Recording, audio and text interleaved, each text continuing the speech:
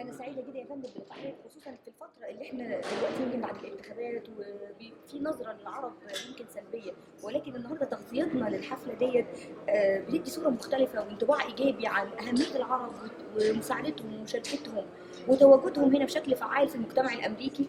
احنا بس ما احناش مجرد ناس عايشة بنتطلع للحصول على خدمات من الولايات المتحدة الأمريكية، ولكن احنا بنخدم فعلا المجتمع الأمريكي. تشرفت بلقاء حضرتك يا فندم، واتمنى لكم يا رب كل التوفيق والامنيات الجميله، ويا رب ان شاء الله ربنا يكون معاكم في تحقيق كل اهدافكم. وشكرا استاذ ماهر، وتشرفت بلقاء حضرتك وتمنياتي بالنجاح. شكرا مشاهدينا، اهلا. شكرا. I hope we have a very interesting and important program to present to you, and it would be better and best presented if we all take our seats, pay attention, especially to the video that is going to run in a few minutes. So welcome everyone to the 10th Annual Scholarship Gala of the Arab American Association of Engineers and Architects. This is their 10th anniversary. It's a special night indeed. So ahlan wa sahlan and welcome to everyone.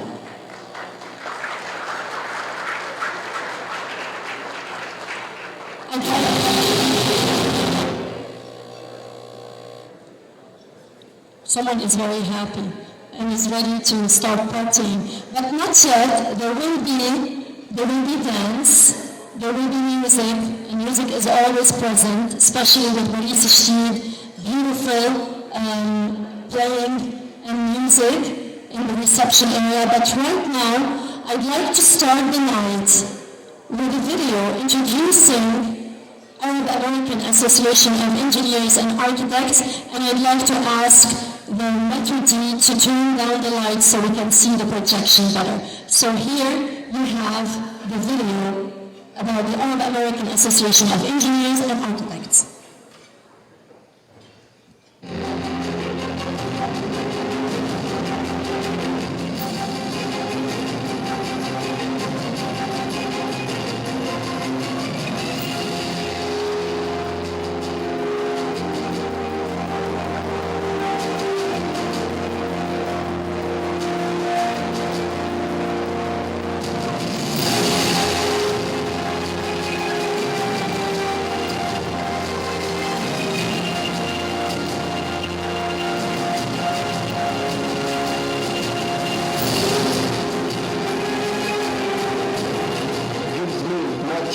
To have had the privilege of being part of this outstanding organization.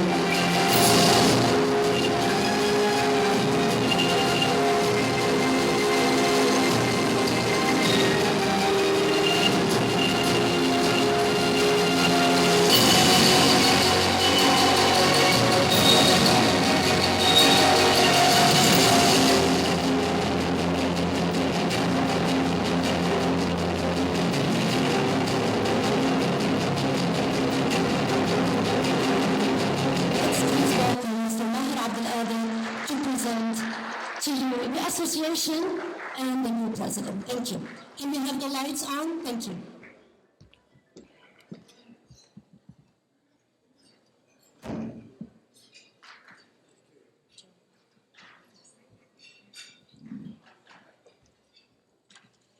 I need the lights.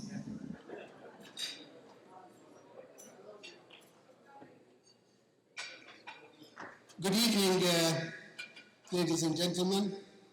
Assalamu alaikum, distinguished guests of honor, AAE members, friends, ladies and gentlemen. On behalf of AAEA, local and national leadership, I welcome you all to the 10th Annual Scholarship Gala.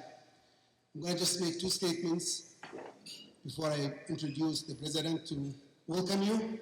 One statement: back in 2006, when we tried to bring our community, our engineers and architects and our leaders together, we couldn't bring more than 80 people, and we lost money, collected donated money to finance the first annual gala. Right now, and since 2009, we had offered 34 scholarships. 34 scholarships. Thank you to our engineers, thank you to our leaders, thank you to our sponsors. We have great speakers and we have great people. We have over 300 people tonight. And I thank you very much for your support. And please be part of us, join us. And I want you to welcome and give a big hand to first our members of AAEA and our leaders, and also welcome our new president, Dr. Suhail. Dr. Suhail, thank you.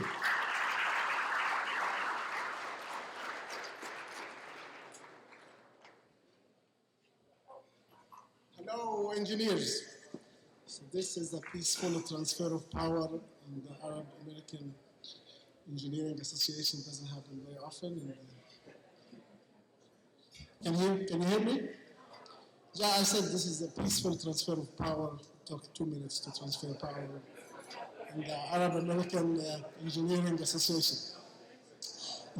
Tonight, I want to really thank Mr. Maher Abdelqader for the amazing job he did in the last 2 years. He took our organization from about 150 members to about 400 plus members. And he is leaving me with a significant surplus in the budget to waste or to use for the next 2 years. Tonight, the night is about our students. Congratulations to all of our students. And I want to thank our sponsors. And I really want to thank HDR, WSP, and HACS for the continuous support they keep providing for this organization.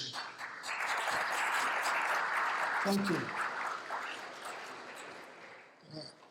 I want to also thank our distinguished speakers. We have a night full of good things for you, from technical presentations to music to the comedians. So I would like you to enjoy the night.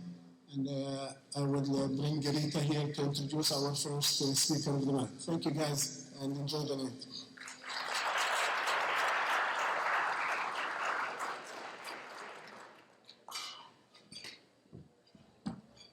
Thank you, Suhail.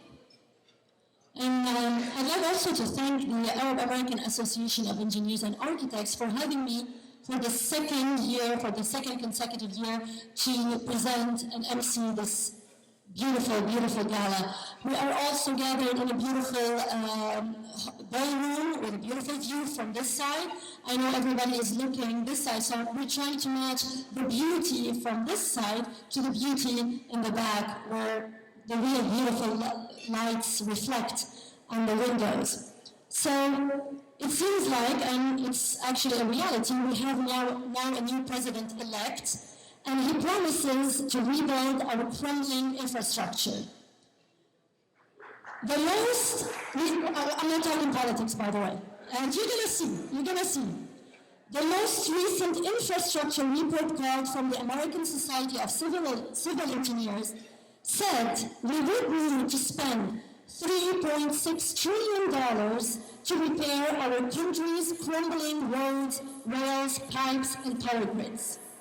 So, my dear Arab American engineers and architects, despite the feeling that the nation is more divided than ever, it seems like you, at the center of a rare issue that draws bipartisan agreement, which is rebuilding America, you, those who know how to build bridges of steel and concrete, will be the solution for building bridges of communication and understanding between all Americans once we rebuild our infrastructure and put millions of people to work as we rebuild it.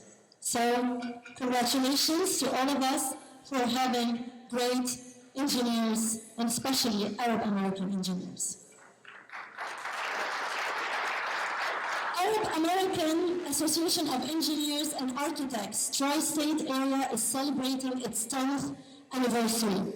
It has proven its success and sustainability due to its important goals of promoting cooperation and mutual assistance among its members while opening its doors to all architects, engineers, and information technology professionals. It is non-for-profit, non-political, and non-religious organization that has an important part today, more than ever, to establish a presence in the Tri-State area and show what Arab Americans truly are. Proud Americans, first and foremost, who will never forget or deny their Arabic background. Ladies and gentlemen, welcome again to the 10th Annual Scholarship Gala. And without further ado, I'd like to present to you our guest speakers. One of the goals of the Arab American Association of Engineers and Architects is to conduct academic review, courses, and technical seminars to update members' knowledge on the latest technologies and regulations. These courses, and I appreciate everybody in the back to just pay attention for a few minutes, these courses do not only impact the association's members, it does also impact non-engineers, non-architects, or IT experts as well. People just like me from different backgrounds, and there are many people here in this beautiful gathering that do not come from an engineering background. Those lectures and speeches of our guest speakers who inform us on important issues, like our next speaker who has extensive expertise with all areas of the environmental engineering discipline. He has presented all over the country on sustainability issues and has appeared on numerous media outlets touting sustainability efforts and appeared in a documentary detailing Hurricane Sandy's impact on the MTA New York City transit system with a focus on climate change. Ladies and gentlemen, we are all eyes and ears to Thomas Abdallah's presentation. Mr. Abdallah is the Chief Environmental Engineer at MTA New York City Transit. Welcome.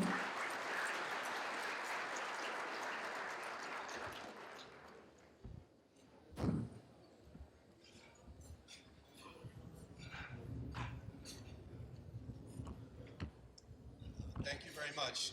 Thank you for inviting me. Just a little bit about me. I am can I hold it? Yes, absolutely. Sure. Okay, I feel much better with a mic in my hand. So I am with MTA New York City Transit. We, of course, run the subway system and the bus system here in New York City.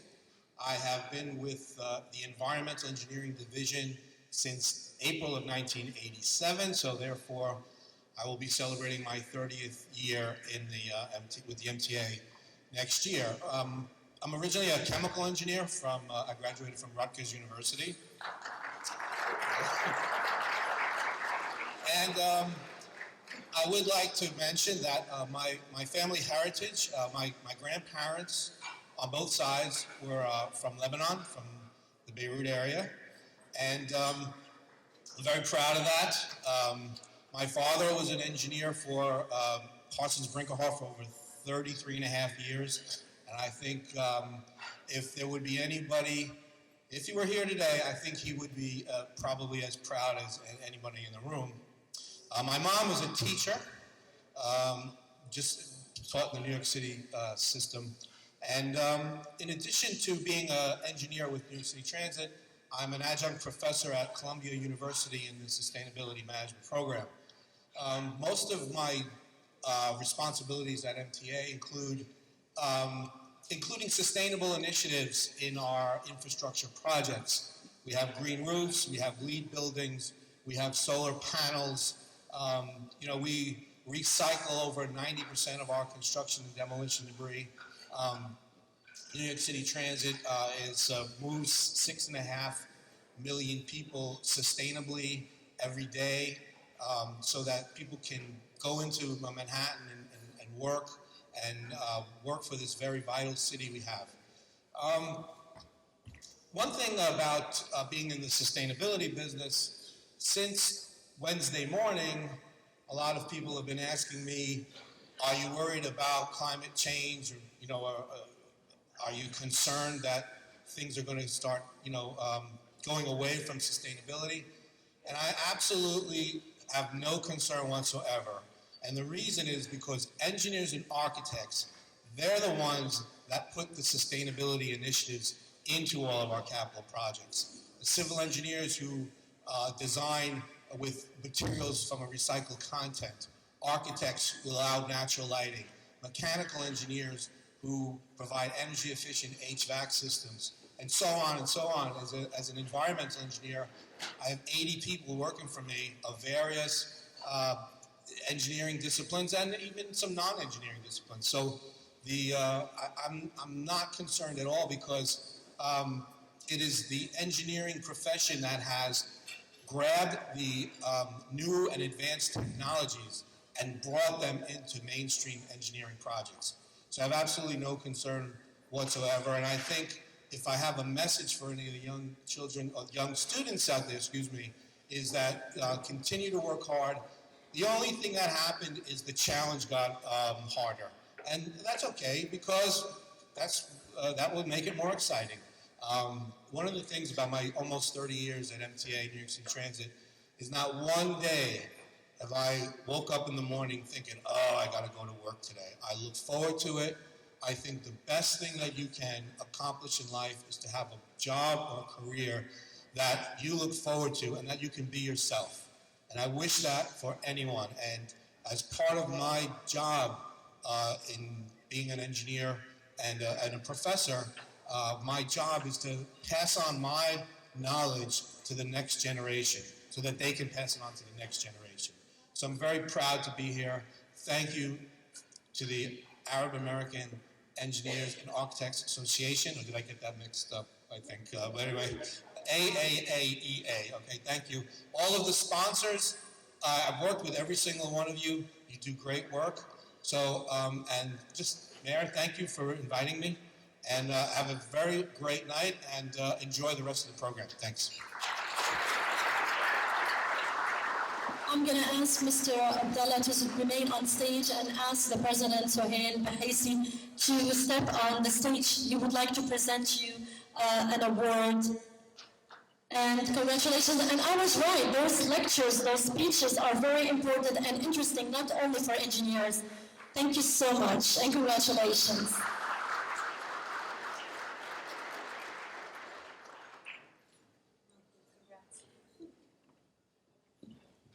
So we have our next speaker. I think the sound is a little bit loud, isn't it? I want to make sure that everybody, you guys are engineers, so you should know better than I do.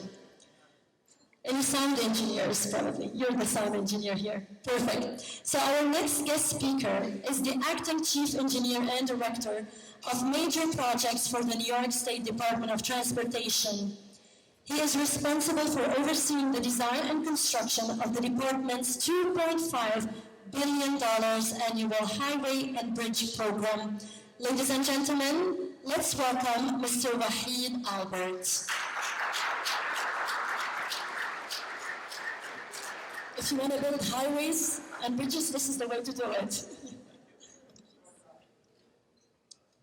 Good evening. That bio was a little outdated. That's what you count on your secretary sometime to send. Well, I am Assistant Commissioner and Chief Engineer for New York State DOT. I've been in that position since June. But to go back, and my background is a little different than Tom. I come from Syria.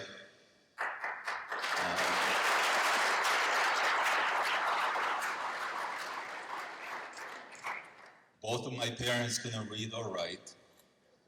They had two sons. One is a doctor and one is an engineer.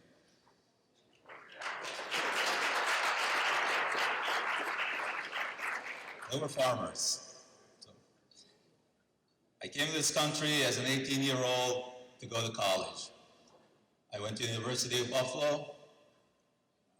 I think I saw snow on TV, but when I flying over, and I kept saying, why is this town so white? It was January. And I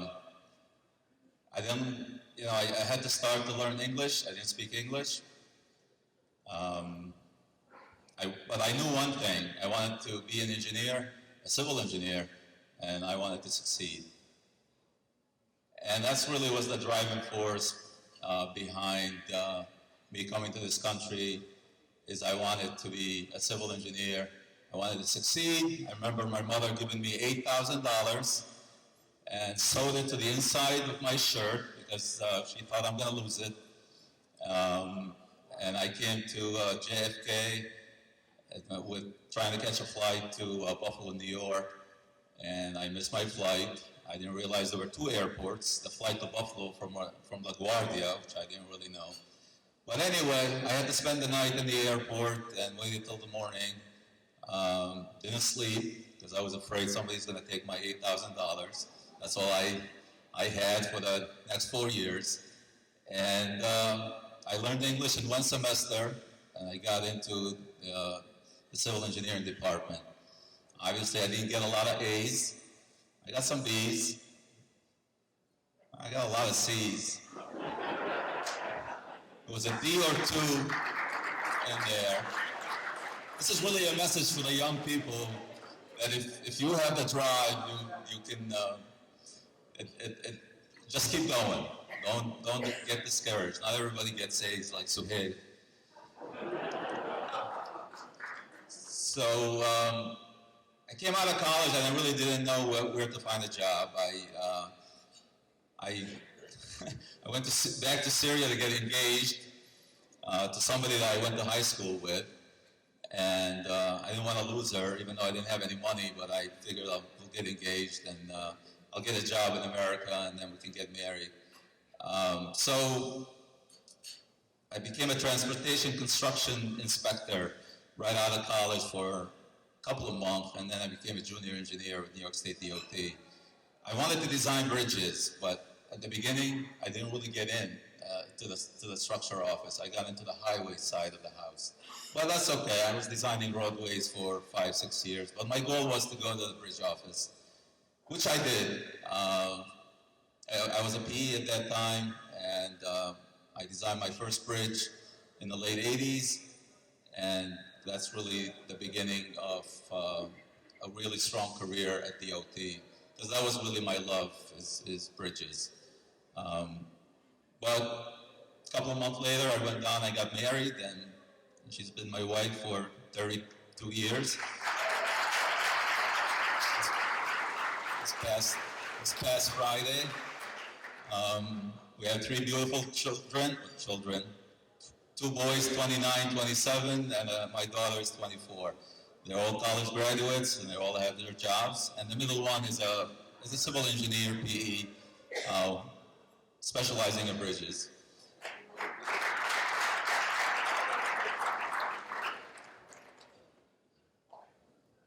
So really my career designing bridges, I know there's no clicker, so I got to count on to go. I'm going to just show you a few of the bridges that I designed at DOT, either myself or under my supervision as a design supervisor. This is a steel deck arch. There were twins on 219 over Cattaraugus Creek, south of Buffalo, New York. This is the first SPUI in New York State. That's just really I'm proud of, because I've traveled to different states to see how they design the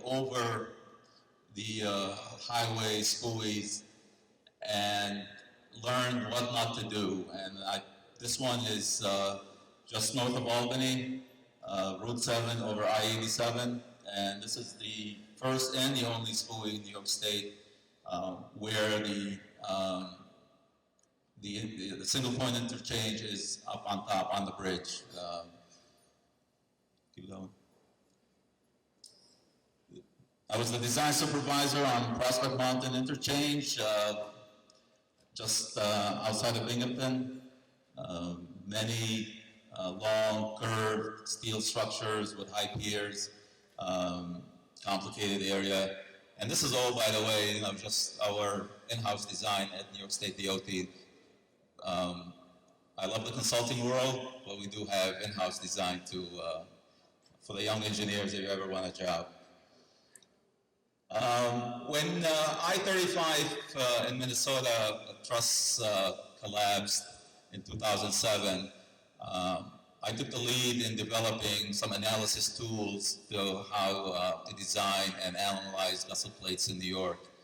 And I served on NCHRP panel that included Dr. John Kaliki, Ed Wasserman.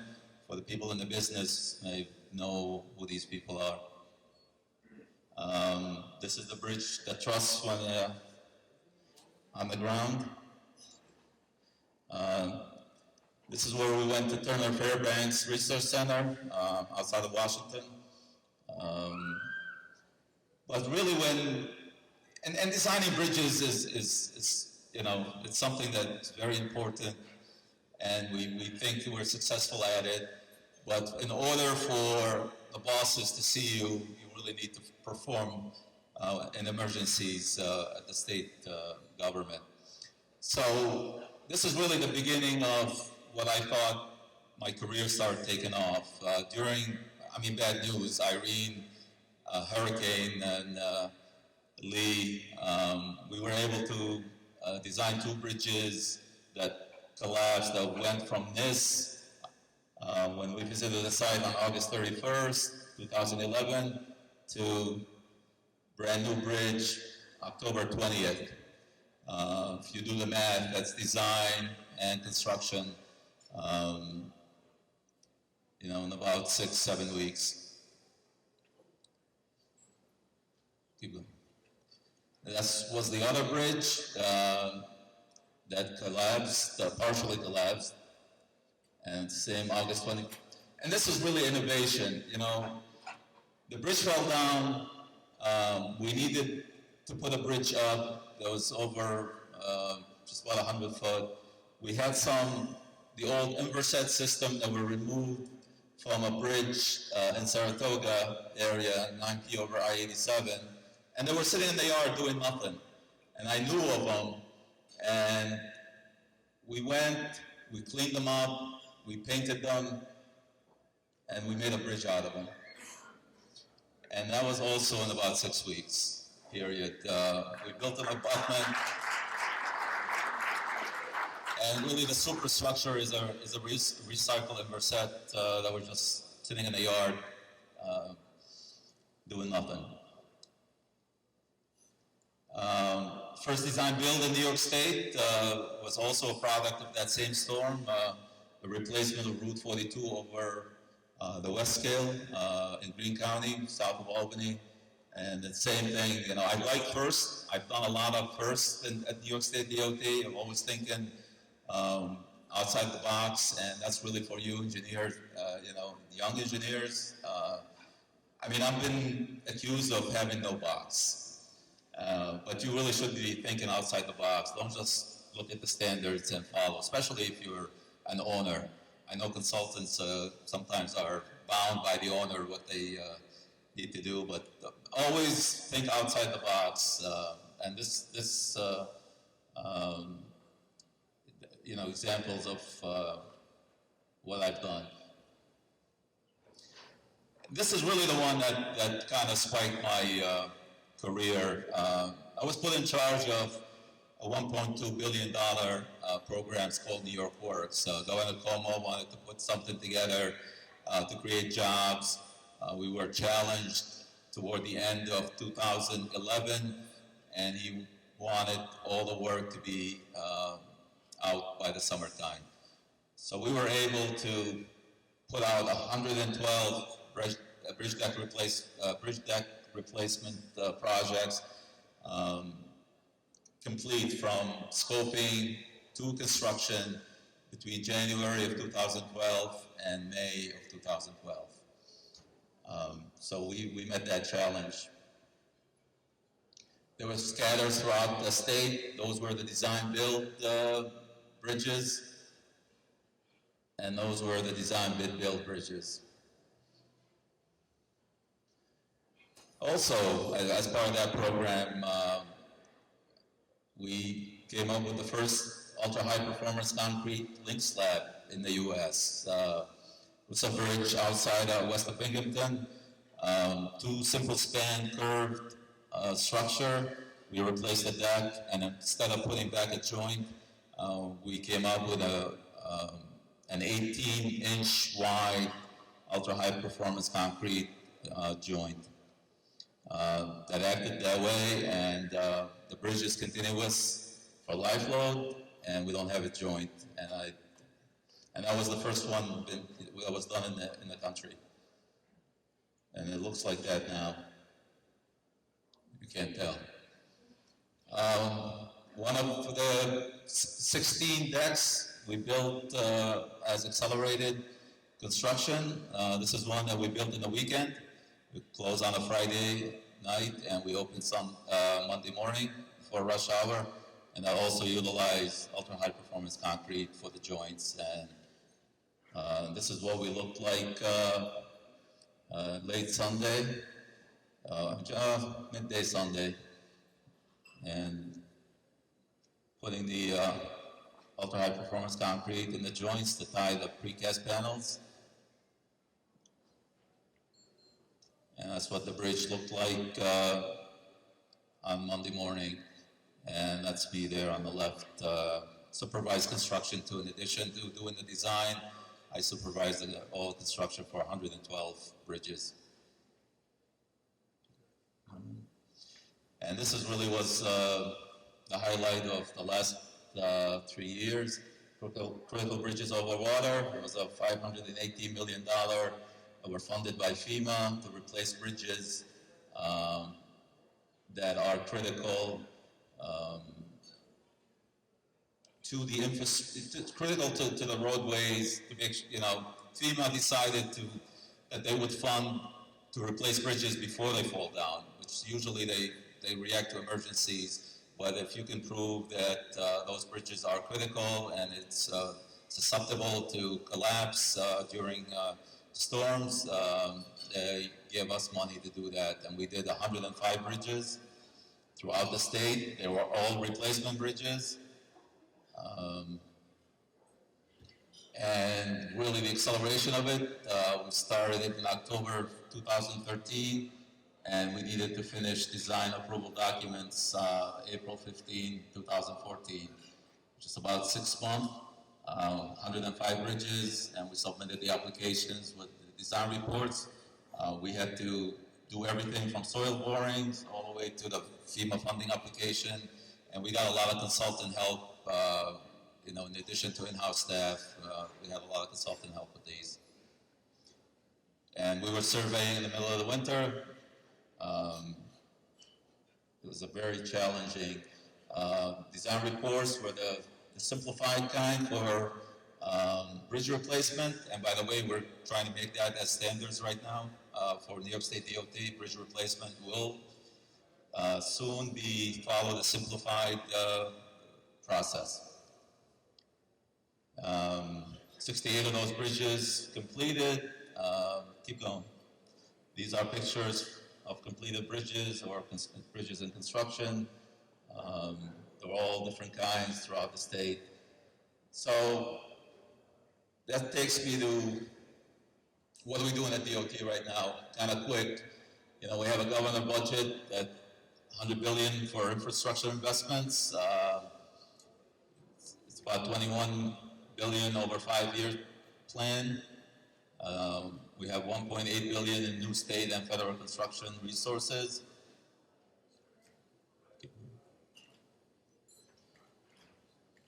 We have many programs. Bridge New York is about $1 billion to replace and rehab and maintain at least 200 vital state and local bridges. Half of that would be to local government through competitive process. We started that already. The consulting community is big on that. We'll be utilizing a lot of the consultant world on these. Pave New York, it's just pavement, not a lot of reconstruction, but just more preservation.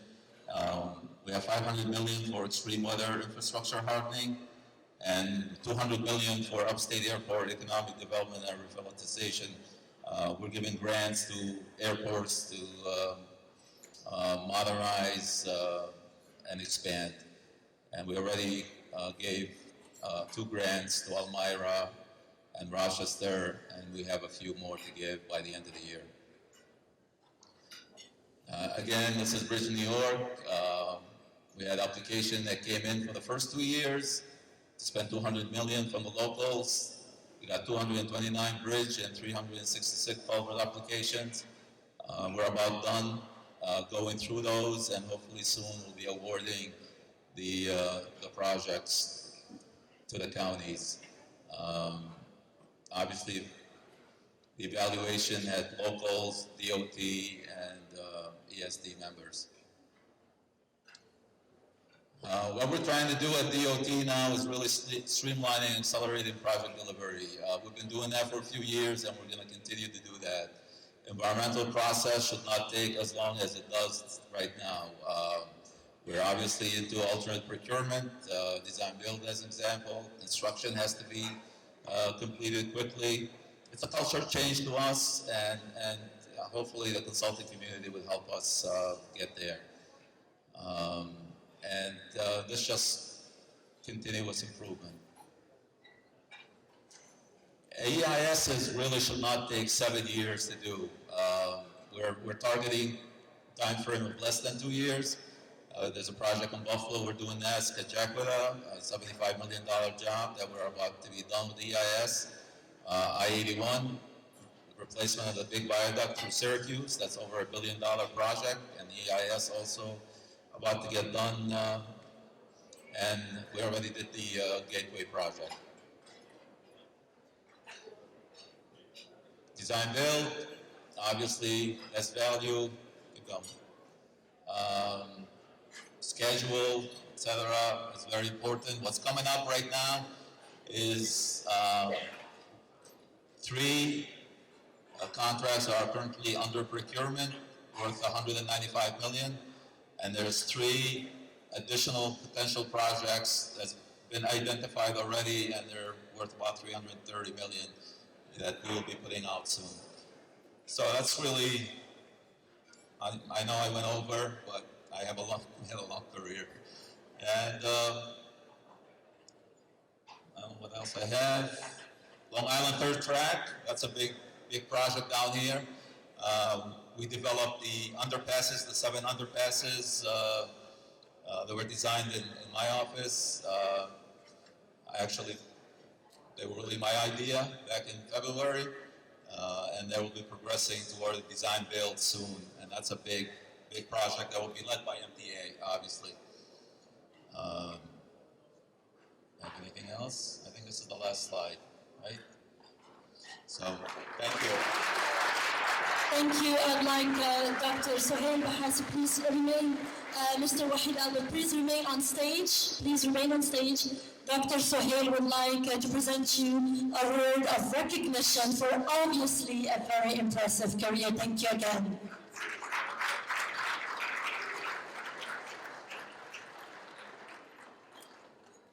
Thank you for our guest speaker, Mr. Wahid Albert, and for our president, and our last guest speaker, last but definitely not least, has specifically explained to me how to pronounce his last name, and he had a very good tip for me. He said, Star A's. And I assume you were definitely, sir, an A star for being the chief engineer and the director of engineering for the Port Authority of New York and New Jersey. Ladies and gentlemen, let's all welcome Mr. James Starrs.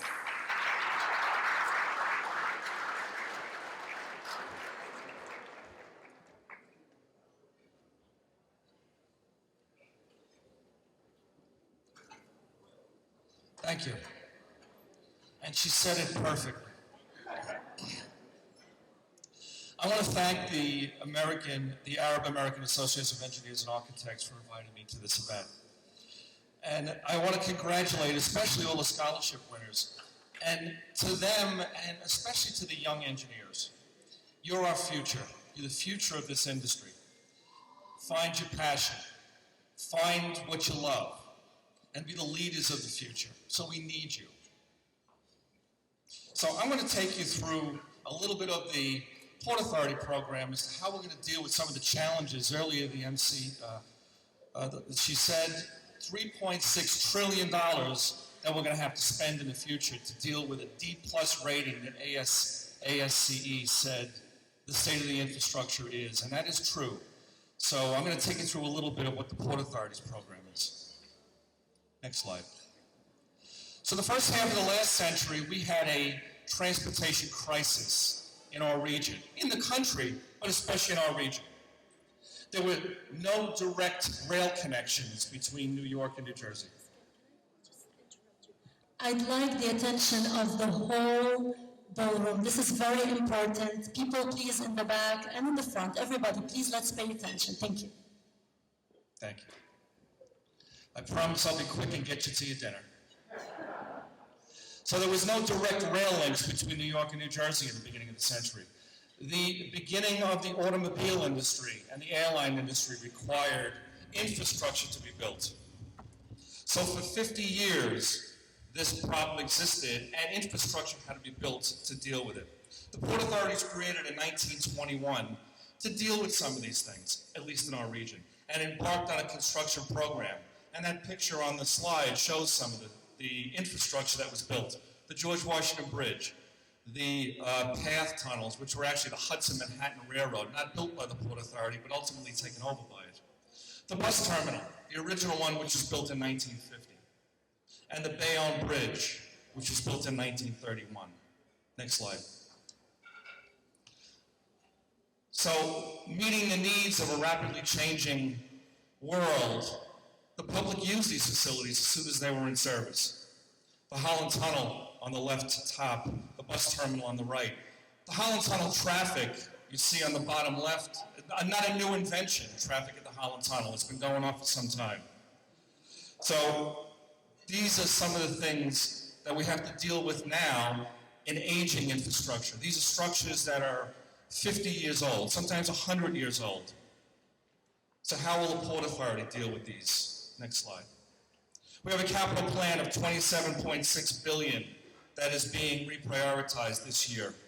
And we prioritize our projects by state of good repair, revenue producing, system enhancing, mandatory, law required projects, and security required projects. Obviously, all the agencies deal with security projects, especially after 9/11. And state of good repair projects need continuous funding. And we try to focus on maintaining transportation infrastructure and enhancing deliverability. Next slide. So some initiatives to get us there. Expanding value engineering and peer reviews. We go to the industry. We go to the engineers and architects, some of which are here tonight, to try to help us build in the most efficient way. Life cycle cost evaluations to assure that the options and the choices we're making are the most efficient. Small routine projects, which we have a lot of, we're trying to make them more efficient and deliver them more efficiently. Technology enhancements like BIM, alternate contracting strategies. We're doing 2 triple Ps, LaGuardia Airport and the Goethals Bridge. And design build. We're doing more and more design build. Next slide. Our aviation facilities. 2 of the most visible projects we're doing is a brand new LaGuardia Airport. And we're also rebuilding Terminal A at Newark Airport. But we'll always do our bread and butter work, the runways, the taxiways, the electrical infrastructure that's continuing to age. Next slide. Newark Terminal A redevelopment. There'll be 9 projects between 16 and 20, ultimately ending in a new garage and a 1 million square foot terminal at Terminal A. Next slide. LaGuardia will be completely redeveloped, and it's ongoing right now. That's a triple P, the second one we're doing. It's a 1 million, Terminal B, the central terminal, will be a 1 million square foot terminal. We've already completed some of the initial work, the East End substation and a West End garage. The roadways will be completely rebuilt. And we're working with Delta to rebuild their terminals at C and D at LaGuardia. If you've been through LaGuardia lately, you certainly can see the effects of that. And I suggest if you're going to fly out of anywhere in New York in the next couple of years, consider Kennedy. Next slide. Bridge modernization. Some of the most visible projects we're doing, rebuilding the Goethals Bridge. If you come over the Goethals Bridge, you'll see it on the side of the bridge being built. There's a new bridge that's a two-span bridge, or a twin bridge rather, and one of the spans will be open early next year. The Bayonne Bridge, raising the navigational clearance program, and restoring the George. The George Washington Bridge will be completely rebuilt over the next 10 years. Next slide. The Goethals Bridge Replacement Program. Picture on the left is the existing bridge, the replacement twin bridge on the right. Next slide. Some of the pictures of the ongoing construction. Again, a twin bridge, which will have a future transit corridor in the center, 3 full lanes with shoulders. And if you've been over the existing Goethals Bridge, you probably know why we needed a new one. So it'll be a completely modernized cable stay bridge. Next slide. The Bayonne Bridge raised the roadway. One of the most technically complicated projects I've ever dealt with. Raising the roadway 65 feet, and that project is nearing completion. We'll have navigational clearance in 2017. Next slide. Next slide. The George Washington Bridge, restoring the George program. These are 11 major projects, about $2 billion, built over the next 10 years. Next slide. Surrounding the suspension system replacement. We'll replace all 592 suspender ropes. We're also replacing and repairing the main cable, not replacing, but repairing the main cable and repairing the anchor strands. Next slide. The Lincoln Tunnel Helix, we're planning to replace it. 6 to 8 options, working with the local community, working with the elected officials, engineering firms to come up with the best option. Next slide. A new Port Authority bus terminal on the west side of Manhattan. Port Authority bus terminal, as I said earlier, was built in 1950. We're going to have a new one. We got some things to do first. We had a design competition this past year, which will lead to more planning on what the best options are. And we're also doing a quality commute program to enhance and improve the experience of going through the bus terminal. Next slide. Port commerce. We have these things called marine borers. They're little fish that like wood, and they're eating our wooden piers. So we have a program that'll go on for years to rebuild our berths and our piers, at both in New Jersey and in Brooklyn. Next slide. PATH is over 100 years old. PATH is being upgraded, stations are being rebuilt, infrastructure, and a new signal automatic train control system is being installed and nearly complete to make PATH as safe as possible. Next slide. And Sandy. Sandy affected all of us, and we're still dealing with Sandy. We're working with the federal government at FEMA and the FTA for grants to rebuild PATH, Holland Tunnel, and to protect the facilities, to harden them, and have resilient structures going ahead in the future. Next slide. So the cycle starts again. We built 100 years ago, and now we continue to build for the future with new infrastructure, 2 rebuilt Staten Island crossings, a restored George Washington Bridge, a completely rebuilt LaGuardia and Terminal A in Newark, a new bus terminal on the west side of Manhattan, major improvements to Harrison and Grove Street PATH stations, a new signal system, and billions of dollars invested in the local infrastructure of our facilities to keep the assets in a state of good repair. So together we rebuild the region for a new future. Thank you.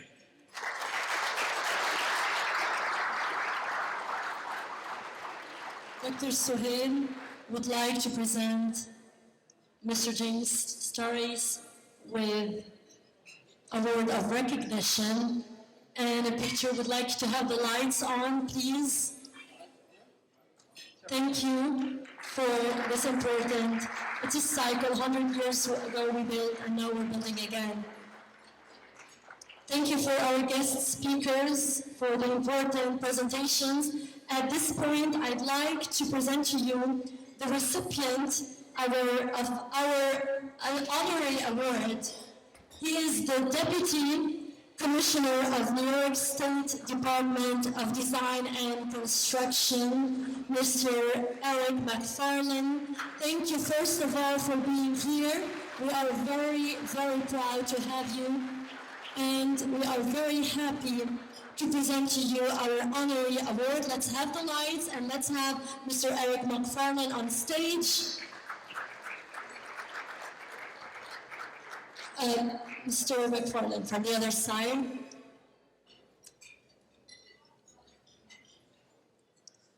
Thank you everyone for your attention, and again, another round of applause for our honorary award recipient, Mr. Eric McFarlane.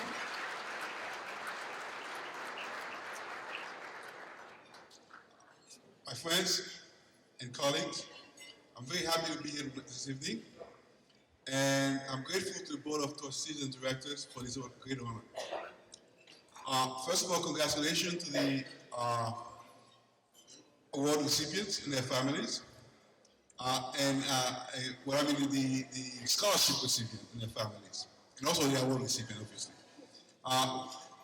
I also want to acknowledge the professionalism and dedication of members of the Arab American Association of Engineers and Architects,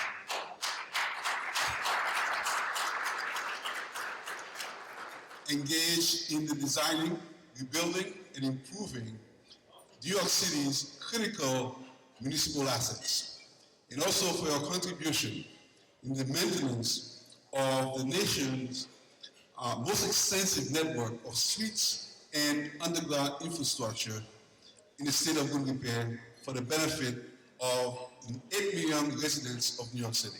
Thank you very much.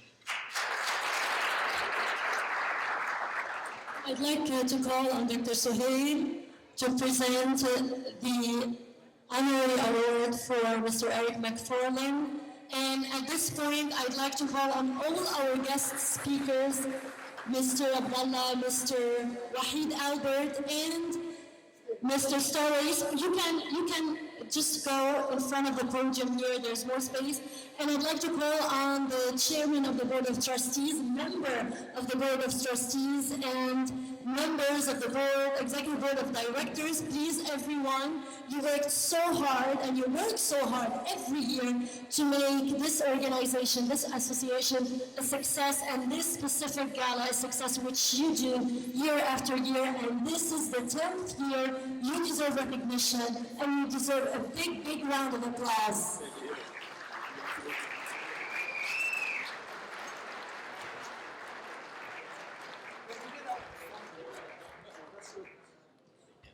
So it is a special picture.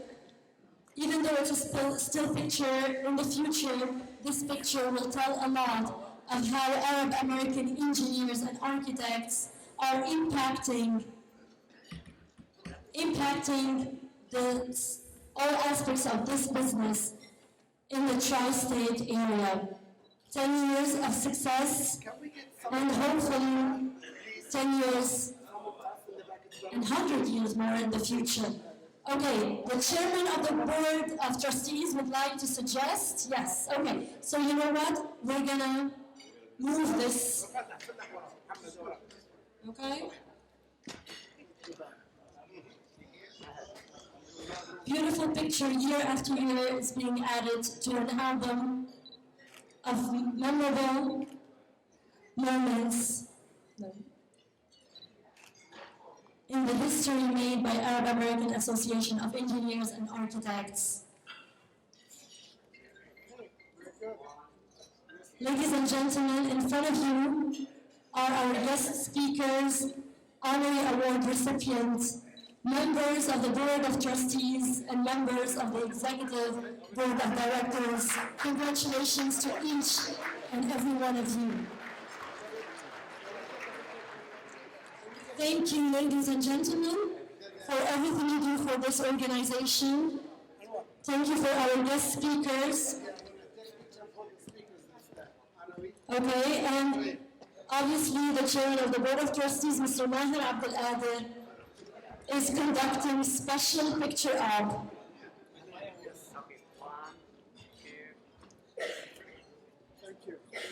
It's never too much pictures, right? Never too much pictures. Thank you so much.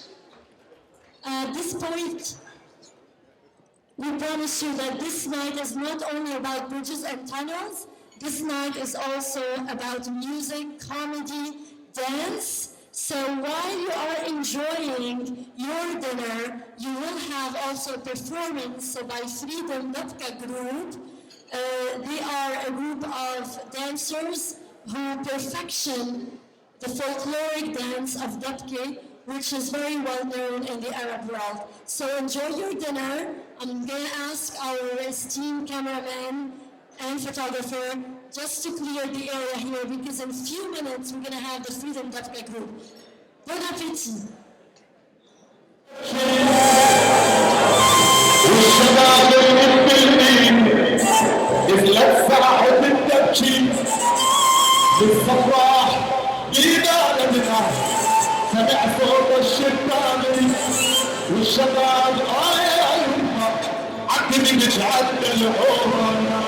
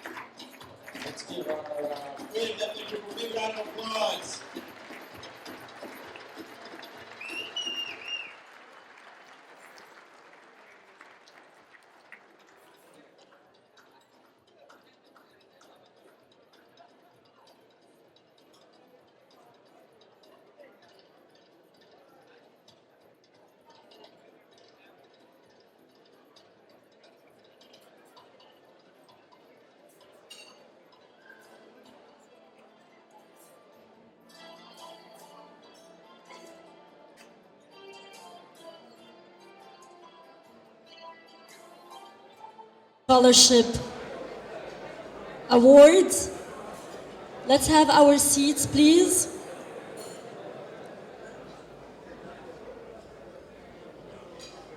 Thank you so much. I really hope you enjoyed your dinner, and I really hope you're having fun, enjoying the networking, talking to each other, meeting new people, building more bridges.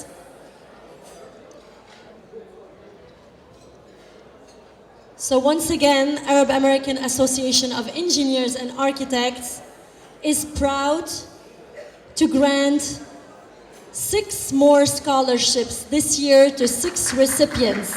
This is something really amazing, and all of this was possible due to our sponsors. So really a big applause to all our sponsors tonight. They've been supporting Arab American Association of Engineers and Architects for so many years, and they never fail to support them year after year. So to explain more about the scholarship program, I'd like to call on Mrs. and future Dr. Nadira Najib, member of the scholarship committee. She will be talking to us about the scholarships, how they make their selections. So ladies and gentlemen, future Dr. Nadira Najib. Thank you, Rita. Oh, two of them right now. Very nice. I think it's falling. All right.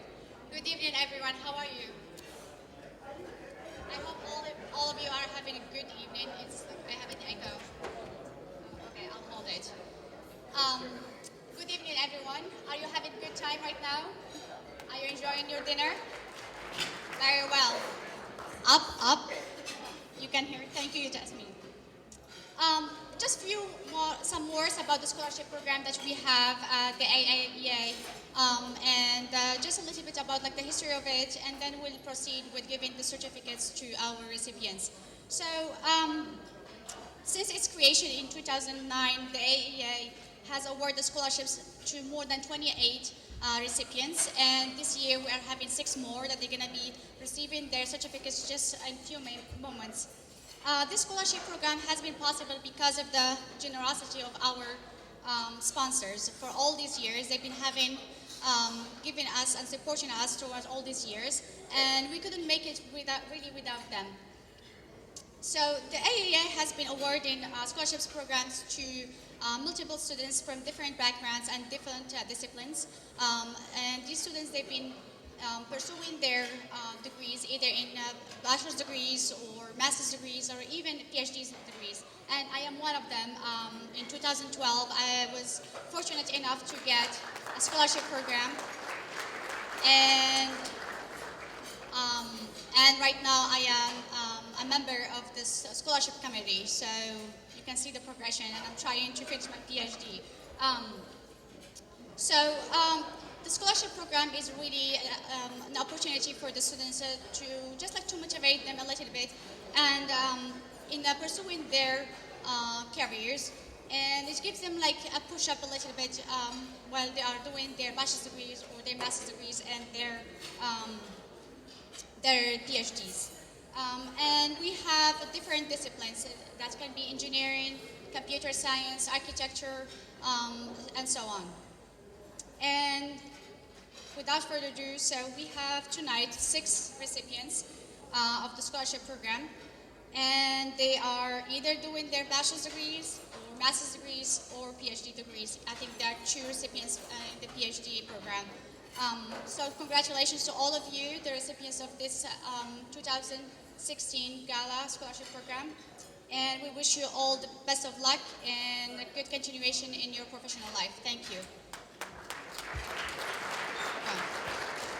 Thank you, Nadira. I'm going to ask you to remain on stage with us. I'm going to ask for your attention, undivided attention. Please, لو سمحتوا, undivided attention. And I'd like to introduce to you our first recipient, but before I do that, I'm going to ask representatives from each and every one of our sponsors. I knew someone is doing this chaos. Guess who that person was? Maher Abdelqader. This is a scholarship. This is the most important part of tonight, right? Yes, that's what everybody's been waiting for, our recipients. So I'd like to call first from HDR, Mr. Nidal Daramni, to help Nadira present the scholarship to our first recipient, Mr. Patrick Rasi. To introduce to you Patrick in few words, he's a PhD student at Columbia University in the field of civil engineering. Part of Patrick's accomplishment is creating a user-friendly software that accurately predicts the response of buildings under different types of blast loadings. During the summer of 2016, Patrick was chosen to do internship with Skidmore, Owings and Merrill, where he assisted in conducting structural and design of building projects. Mabrouk la Patrick, congratulations. Ladies and gentlemen, the first award scholarship goes to Mr. Patrick Rasi. Congratulations. Okay. And we'd like also to call on all members of the scholarship committee to be on stage with us. Mr. Shukri, please come in.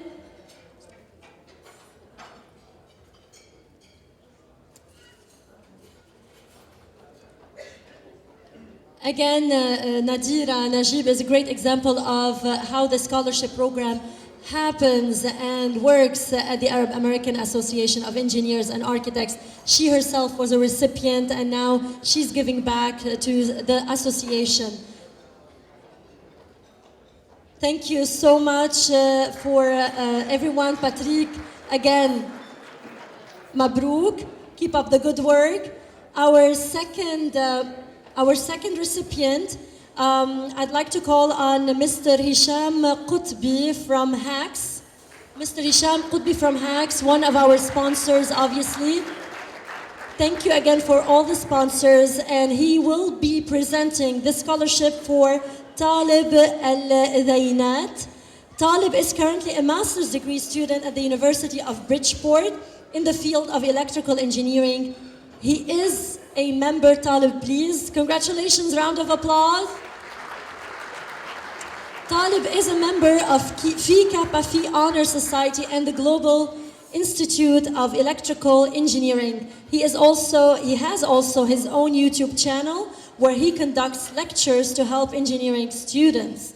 He is also the recipient of the Electrical Engineering MS Award in 2016 for maintaining a 4.0 average throughout his course of study. Congratulations.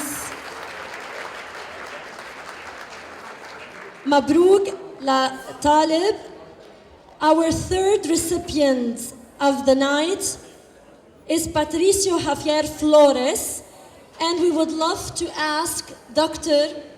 Walid Najjar from WSP. Dr. Walid Najjar, please step on the stage. We'd love for you to present Patricio Javier with the award. Okay, we're waiting for Patricio. Where is Patricio? Where is it? Hello. And Patricio is a bachelor degree student at the University of Bridgeport in computer engineering. He received high recommendations from his advisors on his work on creating a network for a wireless home automation that will assist the handicapped with easy access to electronics and appliances at home. Wonderful. He is the recipient of the Service Award by the School of Engineering in May of 2016 and a member of the Phi Kappa Phi Honor Society. A round of applause for Patricio. Thank you. Our fourth recipient is Mohammed bin Hajj Frege, and I would like to call on Mr. Islam Abdul from AI Engineers to step on stage, please, to present Muhammad with the scholarship award. Muhammad is currently pursuing his PhD in computer and computer engineering at the University of Bridgeport. He is currently serving as an associate professor at Post University and adjunct faculty at Bridgeport University. He is a member of IEEE and the editorial board of the International Journal of Engineering and Technology. To date, he has published 5 papers and 2 posters in various engineering journals. Congratulations to Muhammad.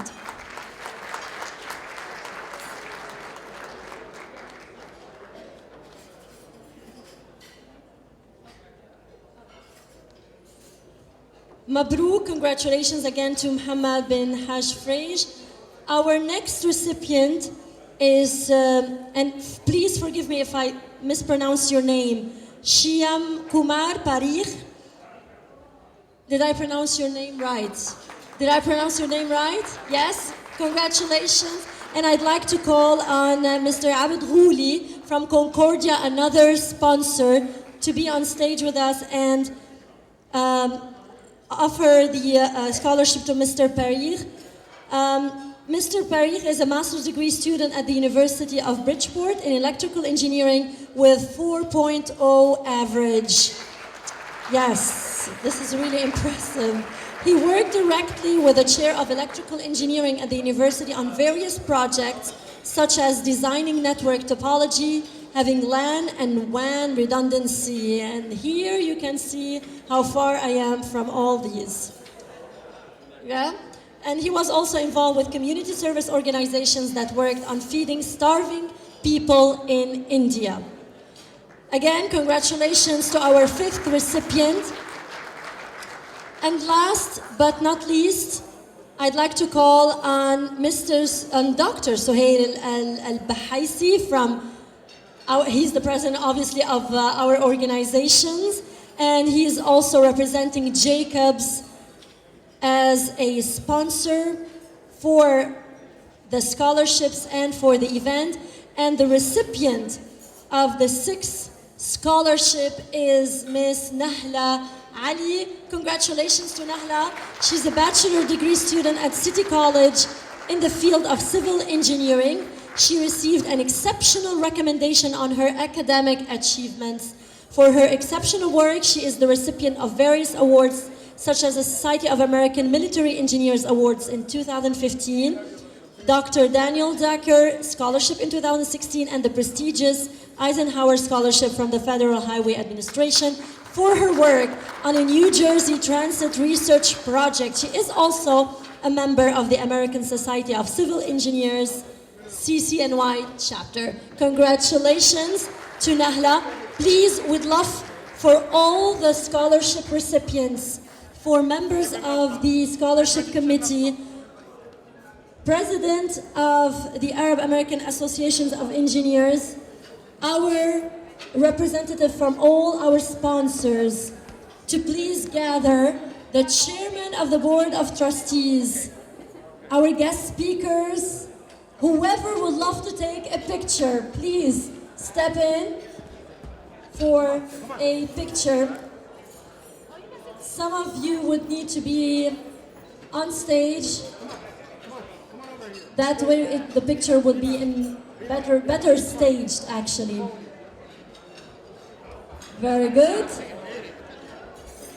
So, ladies and gentlemen, another achievement, another bridge has been built by the Arab American Association of Engineers and Architects.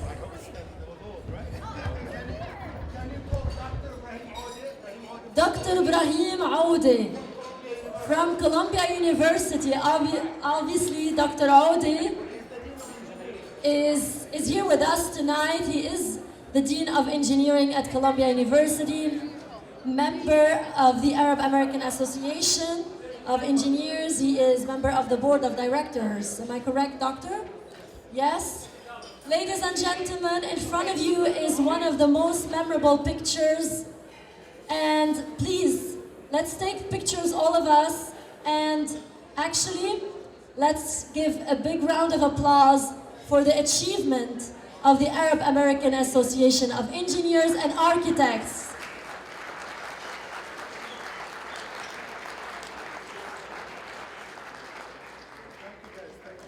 Congratulations to all the recipients.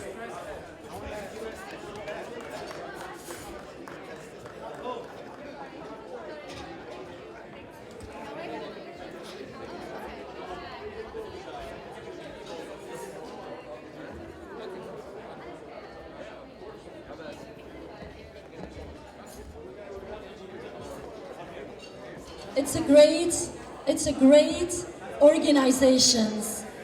Arab American Association of Engineers and Architects is a great it's a great organization, and the importance of which is demonstrated in the many networking opportunities that we have.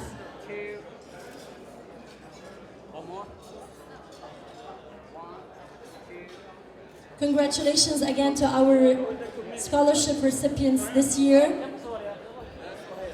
We feel very, very proud to have such accomplished men and women, and they definitely deserve all those scholarships.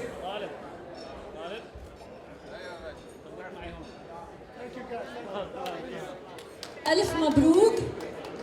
Amr, what do you say? Joy. Okay. Are you guys ready? Yes? Yes, Maher? Okay. So everybody, you have an amazing opportunity tonight to... Okay, I think we're not going to do it. No. You're fine? Okay.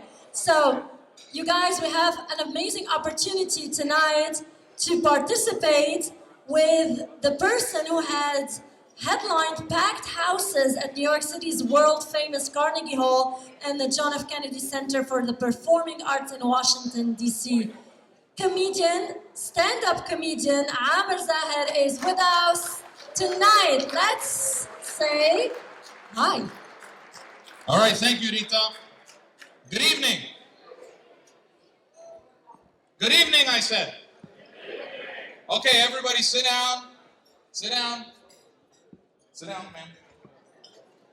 Yeah, tell her sit down. Sit down. Sit down. Sit down. Turn your chairs around. I don't want to talk to anybody's back. Turn around to Fuya, Jamal. Yeah. Turn around. Everybody turn around. Look at him. Look at him. Yeah. English better? Arabic? No? Arabic? Yeah. Or sit on the other side or whatever. Can everybody hear me? In the back, can you hear me? Okay, good. Then be quiet. I'll wait. I'll wait.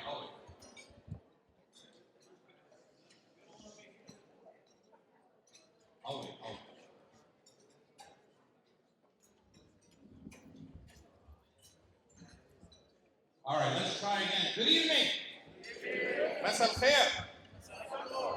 I'm so happy to be with you guys here tonight. Like, who was here 2 years ago when I was here? Yeah, you were here? Wonderful. Let me understand by the room. I'm going to walk out on the dance floor today because I don't want to be far from everybody. By round of applause in the room, who is Arab? Clap your hands if you're Arab. Okay. Good. Please, in the back, please keep it down. If you want to go outside, that's fine. And then if you're, who's here? Lebanese? Lebanese? Any Lebanese? You? Okay. Syrian?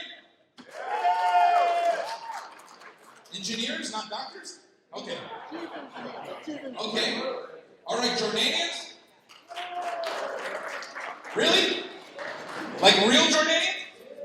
Not us, not like us Jordanians, like real Jordanians. Like Bedouins. Okay. Any Khalishis? No? Okay, Egypt? Oh, for real? Oh, this is like Egypt land? Okay. Good. How about North Africa? Morocco, Tunisia, Algeria? Where are you from? Where are you from? Morocco. All right, Morocco. Wonderful. And then Iraq? Tunis? Iraq? And then how about like Palestinians, my people? Any of those? All right, wonderful. Wonderful. And then I see like, I see black people. I saw some black people. Black people? Where are you? There you are, sir.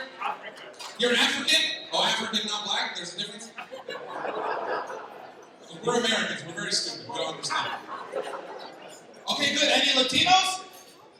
No? Okay. And then just like regular, boring white people, where are you? I saw you. Over here, over here. Hi, sir. How are you?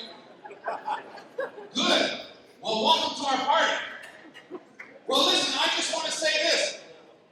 Everybody, please keep it down. If you want to talk, please. If you want to talk, do it somewhere else. Here we go. I want to say this. I am very happy to be in a room tonight in New York with a room full of Arabs and their friends, and you're all immigrants, and some of you legal, and some of you not. And this is Donald Trump's worst nightmare, and I love it. I love it so much. 310 million people. And these are the two that we got. And then we got one of them. I don't know which is worse. It's been a crazy year. I live up in Michigan. If anyone doesn't ever heard of Dearborn, Michigan, I live in Dearborn, Michigan. It is like the Arab Disneyland. It's like Patterson on crack. Everything is in Dearborn, Michigan. And that's where I live, and that's where I have been for the last 20 years. So I'm around Arabs all the time. And I have to say this. It is getting a little bit more. I thought things were getting better when we elected Barack Obama, because we had a Muslim president. Let me just say, before we start, let me say this. I was working in the political campaign this year. I worked for another presidential candidate. His name was Bernie Sanders. I worked for him. And not because I thought he was the best man for the job, but not only because of that, because I thought we had a Muslim president for 8 years, and it was time for a Jewish one. But we did not get it. Maybe next time. But I want to say that I am very optimistic. I really am.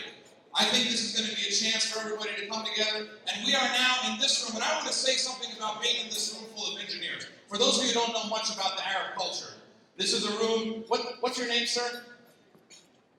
What's your name? Jim? Jim, let me tell you something about Arabs, if you don't know already, okay? This is a room full of Arab engineers. These are hundreds of men and women who disappointed their parents. Right? Engineer is like number 3 on the list of things that we want them to be. Okay? Doctor number 1, president number 2, and then engineer number 3. I've never seen a group of people get so excited about bridges in my life. It was the weirdest shit. It was the weirdest thing I've ever seen in my bridges. And you was up here talking about bridges and bridges. You guys were excited. I never seen anything like that in my life. It was just, I saw people in their chairs like, yeah, tell me more about the bridges. I felt like I was witnessing like a private moment among all of you. It was weird. I know all these Arab men are going to go home with their wives tonight and say, talk about the bridges. Tell me about the Venezuela. It's weird. But I am Palestinian. I'm Palestinian like Jesus. That's what I tell white people, Jim. I tell them I'm Palestinian like Jesus. That's what I'm going to tell everybody now. That's what I'll tell Donald Trump if I see him. I'm Palestinian, because Jesus was one of us. Right, Palestinians? He's one of us. We know that. He's one of us. See, Americans think he had blonde hair and blue eyes and he's from Texas, and that's not true, Jim. He's one of us, and he's the most famous man in the history of the world, right? He's one of us. Very proud of that. And Donald Trump is one of you, Jim. So, I'm sure that you're a very nice guy. Is he important, Ahmed? Am I trying to be nice to him? Okay. He's very important. White people are very important. You have to be very nice to them. Now, after 2016. Hopefully we'll still be here for a little while more, maybe a couple more years. I think it's going to be Wyoming. That's where I think he's going to send us to, Wyoming. Wyoming is the most empty state in America. So all of you Arabs start figuring out if there's good Verizon service in Wyoming. Because that's where we're all going. I don't know. But this year has been so weird in the past couple years. Now, I watch the news all the time. For those of you who don't know, we Arabs, we watch the news all the time, right? It's like a social activity for us. We get together, we make popcorn, we call our friends over, and we watch the news because we're on it. Right? It's like a reality show for us. We see ourselves. It's the only Arab show on TV is the news. We're on all the time. We would get an Oscar. If they gave out Oscars for the news, we would get an Oscar every year. Now Arabs, though, we have a special power. We can be in a news story, even if the news story has absolutely nothing to do with us. Nobody else can do this. Nobody else. Like when they come out in the news and they say, when somebody commits a crime, and it's a white guy, and they say, we can now confirm that this is not terrorism. You know what that means, right? Arabs know what that means.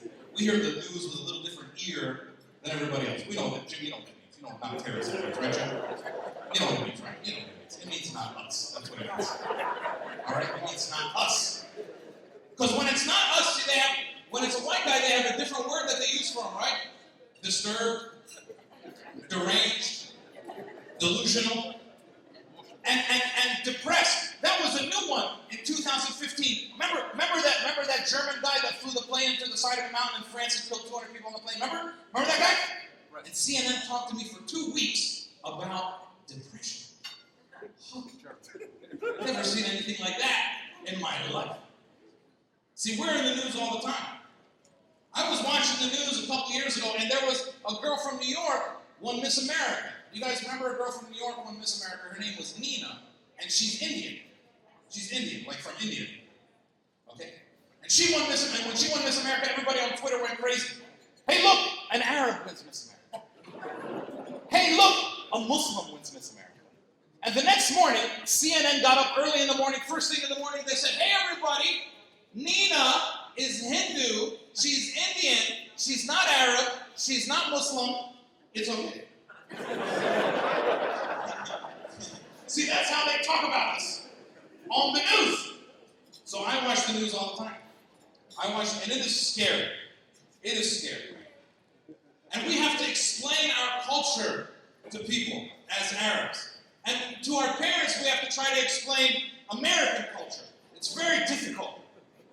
And especially when you live with refugees.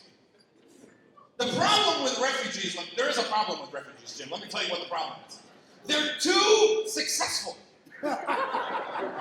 So you can't deal with these people. They're so arrogant. And my dad is a refugee, okay? He's a Palestinian refugee. He was kicked out. He grew up in a refugee camp in Jordan. And when he came to America, he didn't have anything but his education. And then he worked for a big company. And just so that he could get out of the refugee camp, he had to finish first in high school and his master's program and college. And he finished first in all of these things. And then he came to America and he did a PhD, and he worked for DuPont Chemical Company for 35 years, and they had a big house and a nice car. This is a beautiful story, right? Isn't that beautiful? But do you know how hard it is to be the son of this person? He's achieved everything. I can't impress him. Never. I remember when I was a kid, I brought home my test from school. I said, Baba, here's my test. I got a 96. Where is the other 4? It is hard to deal with.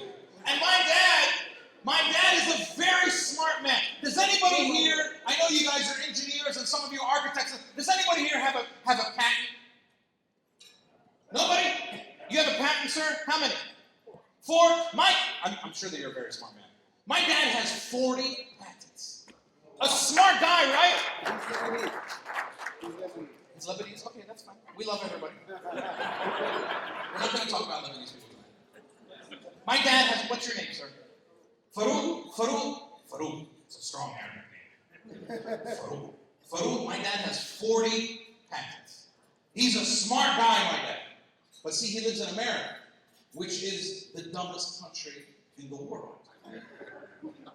It is. It's not me saying it. The United Nations has done studies, and they find out that Americans rank last in everything. Reading, math, science, we rank last in everything. The dumbest country in the world. Yeah, it is, Matt. It is. Turn off your phones. It is. The dumbest country. Now, look, it didn't always used to be like that. That's recent. I know why it is. Are there any, teenagers here? I saw some of you. Where are you? Yeah, you? You guys are all Arab Americans? Yeah? What's your name? First one. Mahdi? See him? He's dumb. He's American. All right? He's Arab, so he's going to be very successful. But when they're kids, that's just because it didn't always used to be like that. When I was growing up, I'm not that old, but when I was growing up, we graduated once. 12th grade. That's it. All these kids now, they graduate kindergarten, 3rd grade, 5th grade, 8th grade, all these graduations for nothing. They didn't achieve anything. Their expectations are all messed up. We have a game show in America called Are You Smarter Than a 5th Grader? That's a game show in America. And if you win, they give you $1 million. And guess what? Nobody wins. That's America. See, if you want to understand any society, you watch their game show. Does anybody ever watch a German or Japanese game show? It's the dumbest stuff you've ever seen in your life. It's grown men and women throwing eggs at each other, walking through jello. Really, really stupid stuff. Because a game show is supposed to be like you worked hard all day and then you just want to escape from reality for a couple hours, right? You want to relax. That's what a game show is. You escape from reality. But what are American game shows? Say letters and spell a word. Answer really hard questions. See, our escape from reality is intelligence. Because our reality is Donald Trump, see? But my dad is very smart. He doesn't understand certain things. And if my dad listen, my dad doesn't understand how Americans, see, my dad doesn't understand how Americans they can't name who the vice president is. They don't know where Iraq and Afghanistan are, even though we've been bombing them for 15 years. But they know every rule about baseball. Because my dad's an Arab, and he does not understand baseball. I know you Arabs, you do not understand, right, sir? You don't understand baseball. You've been here 40 years, and you have no idea what baseball is. Arabs know one sport. Soccer, that's it. It's the only sport they know. My dad understands this sport very good. He understands it. He says, okay, there is goal here. There is goal here. And you kick the ball in the goal. He says, I understand hockey. Okay, there is goal here. There is goal here. And you throw the thing into the goal. I understand basketball. You throw the ball into the goal. I understand American football. You run with the ball into the goal. But baseball, where is the goal? You don't understand. I tried to explain it to him one time. I said, Baba, it's very simple. They hit the ball, then you run from here, then you run over here, then you run over here, and then you run back here, and then you get a point. They call it a run. It's kind of like a goal. And he said, so they are already standing in the goal? That doesn't make sense to a refugee either. Like, why would you go everywhere? Just to come back. I tried to explain it to him. I said, Baba, home plate is like Palestine. And these people are Israelis. You come back. It was a hard deal the last year. The last year we had all these people around America, all these people that support Donald Trump saying to me, go back to where you came from. And I said, I'm Palestinian. I've been trying to do that for 68 years.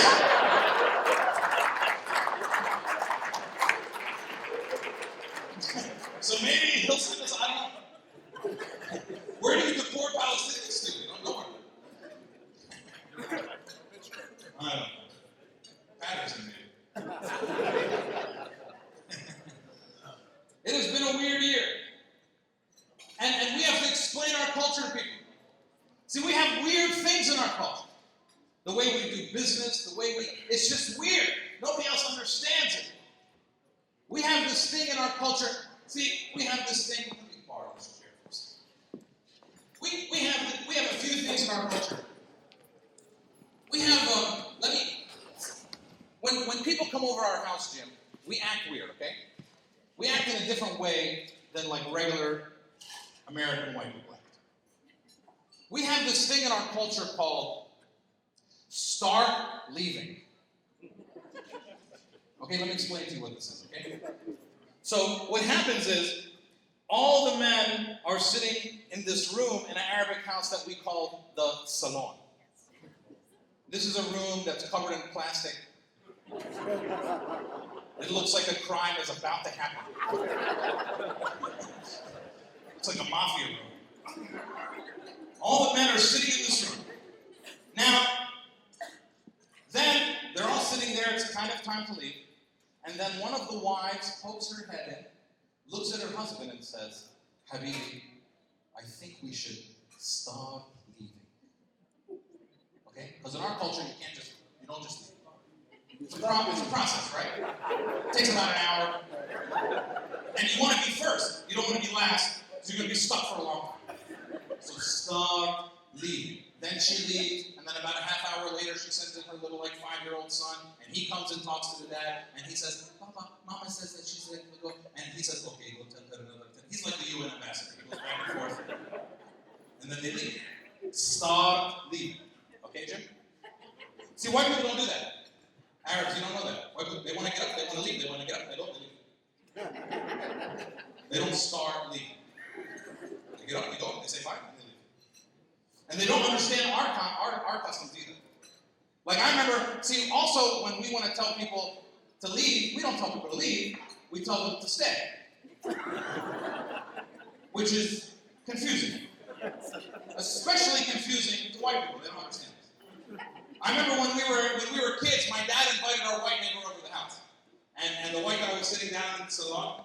And then he finally looked at my dad and he says, you know, we should get going. And my dad said, no! Stay! And the white guy said, okay. 10 minutes later, he said, really, we should get going. And my dad said, no! Sit down! And he said, oh, you want me to sit? Finally, my dad freaked out. Get the hell out of my house! Okay? When we say stay, it means go. Start leaving, okay? Understand that. You start, it takes about an hour, that'd be very nice. You start leaving. That's why there's still Palestinians in Palestine today. Because Israelis came 70 years ago and they said, we are Palestinian army, and you have to go. And the Palestinians said, okay, fine, just let me start leaving. Let me say bye to everybody. It takes a while. 70 years, man. I don't know. Trump says he's going to fix it. We'll see. I watch the news all the time. I was watching the news like about a year and a half ago. See, this is the weird thing with the news, okay? The news, if you watch the news, it's not news anymore. It's like news for 5 minutes and then experts for the other 50 minutes, right? It's just news and then they have experts that talk for a really long time. But here's a weird thing about us for Arabs. This is another way that we're really screwed over in the news. See, in the news, if there's some story about black people, the experts are black. If there's a story about Latinos, the experts are Latino. And if there's a story about Arabs or Muslims, the experts are white. It's the weirdest thing. And they get our stuff wrong. Like I was watching the news, remember about a year and a half ago when those crazy people went into Paris and they killed the cartoonist in the office, remember Charlie Hebdo, remember? And I was watching the news that day. And they had a video of these guys walking on the street, and they were yelling out in Arabic in very loud voices, La ilaha illallah, La ilaha illallah, they were yelling. And there was a video there. And there was Wolf Blitzer and 3 white experts. And one of them is named Bob. Now Bob's an expert on Arabs. Why? Because he was in the CIA for 30 years. So he spied on us, basically. He spied on us, so he's an expert. And Bob said, well, we have to be very careful when they say la la la la la la. Because la la la la la la means I will die for Allah.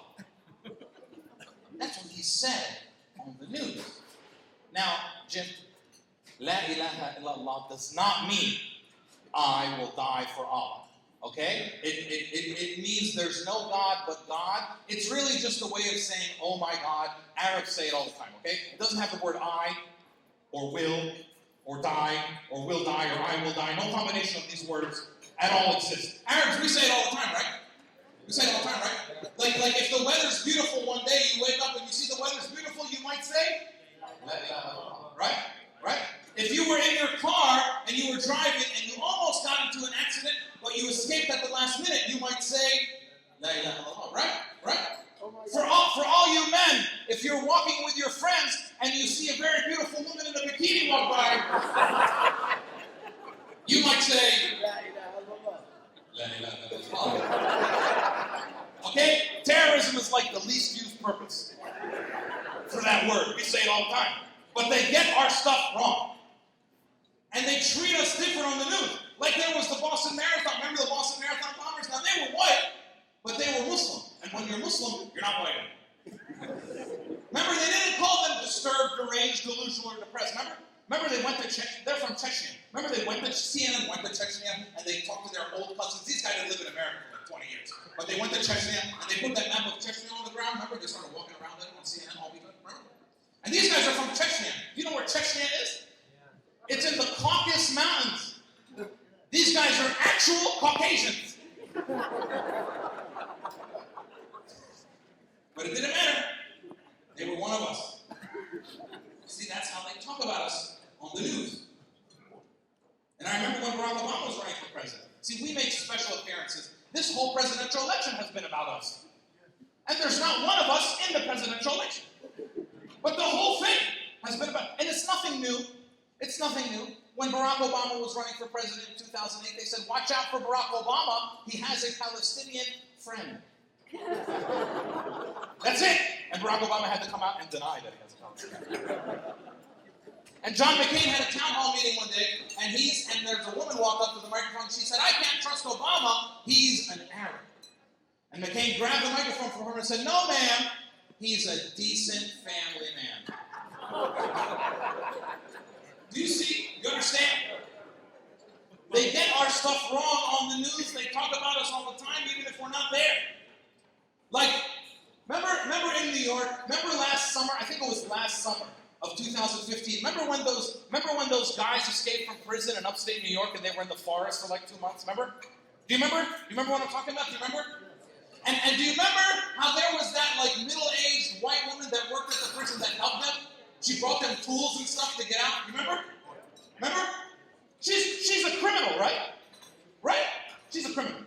But when CNN talked about her, they said, well, maybe she was infatuated. Maybe she was fascinated. Now, that same summer, there were some teenage Muslim girls. They're teenagers. They're dumb. They don't know what they're doing. Teenage Muslim girls that went and joined ISIS. And when the news talked about them, they said, what is it about their culture that makes them do this?